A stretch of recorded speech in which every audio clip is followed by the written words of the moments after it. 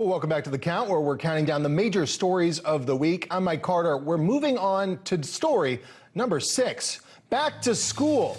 Most of the largest public school districts in America are not requiring masks for the new school year, thank God, making masking optional as students return to classes. But there is the possibility that policies could change if COVID-19 cases rates rise or fall.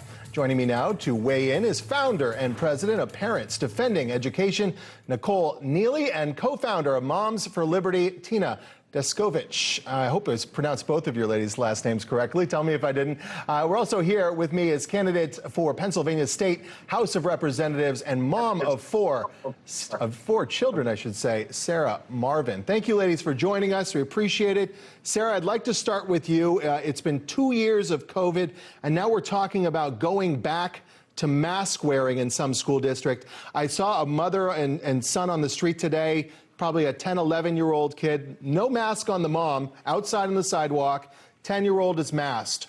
What are we doing? Yeah, I'm not quite sure about that. I do know in our school district, they are not requiring masks, but I see across universities, they are. So it really seems to be very, depending on where you live and the school district which you live in. I think a lot of kids are used to wearing masks. And so you'll see very often parents aren't wearing them, the kids are. They spent 2 years wearing masks. To them, it's second nature. In fact, some kids started their school career wearing masks and they don't know any different in a school building. So, but we really need to start thinking about how these masks are affecting our children's academic success. I belong to a group of women called the Pennsylvania Conservative Women, and we've worked really, really hard at trying to lift those mask mandates off of schools and universities and really expose the damage that's been being done to these children, both academically, but socially and emotionally in schools. Yeah, definitely socially and emotionally in particular. Tina, former Education Secretary Betsy DeVos said the former department she led should be abolished. She said this at a Moms for Liberty event. What's your reaction to Betsy DeVos's comments? Well, I can tell you it was at our national summit a couple weeks ago that she blurted out that statement from the stage and the whole room sprung to their feet with applause. So she definitely has some allies in that area, and it's not about destroying public education. It's about getting the federal government out of public education. Her new book that she's written, and she was able to quote the statistics that show since the Department of Education was created at the federal level, we've had more learning loss than ever. Scores have never been lower, and they continue to decline. So we shouldn't keep doing what we're doing if it's not working. Nicole, Libs of TikTok has really exposed a lot of teachers across the country for some craziness over the last year or so. Most recently, the application exposed a Minnesota elementary school teacher promoting the book Jack, Not Jackie as summer reading, a book about a toddler becoming transgender. Take a look at this. And so I thought I would share a couple of books because you have a little bit of time left to do some reading. I also read Jack, Not Jackie by Erica Silverman. Phenomenal read. So if you're a K1, 2, 3 even. Nicole, your reaction to that?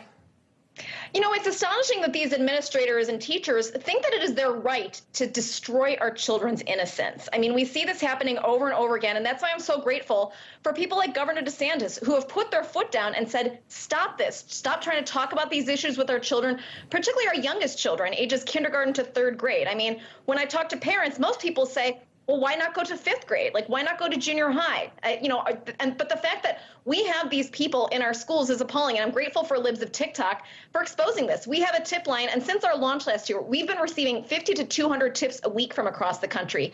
People finding incidents like this in their districts, appalled, and not knowing what to do about it. You know, Sarah, the last 2 years, everything in all of children's lives have just been totally upheaved. And now we have all of this talk about transgenderism and kids as young as 5, 6 years old. What are the long-term consequences of this? Do you think we already see suicides among young girls, especially through the roof? Are we looking at some point over the next decade, these chickens coming home to roost, so to speak, with all of this transgender talk and social upheaval with mask wearing and the like? Yeah, I mean, as a parent of 4 children, I know better than anyone that children are fluid. already, right? Children are constantly changing their minds. They're changing their friends. They're changing the things that they love. And we have to remember that it's our goals as parents to kind of help guide our children to be who they are as individuals. And sure, that includes maybe some tough conversations along the way, but certainly not at young ages.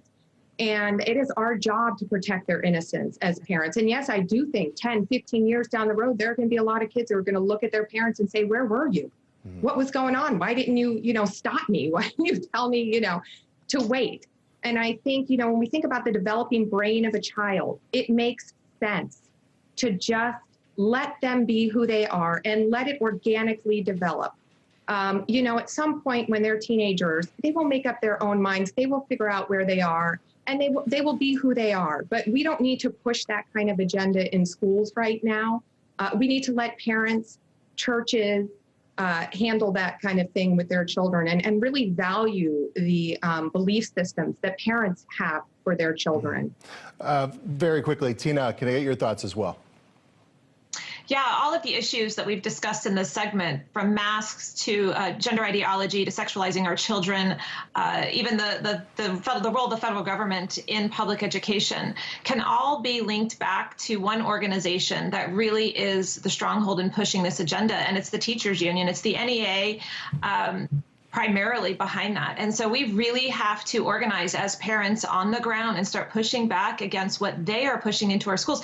They're on the front lines in the classroom. They see our children 8 hours a day, and their ideologies are not lined up with what parents want. And we have to fix this problem, and we have to fix it now. And Nicole, 15 seconds, your comments? Sure. We're seeing right now there are 4,000 girls on GoFundMe looking for top surgery right now. That's a double mastectomy for children. And so the kinds of things that are spreading through social media, through our schools, are things that parents want to know about and deserve to know about. And we will fight to the death to defend that right. Nicole Neily, Tina Descovich, and Sarah Marvin, thank you all for joining us. Appreciate it.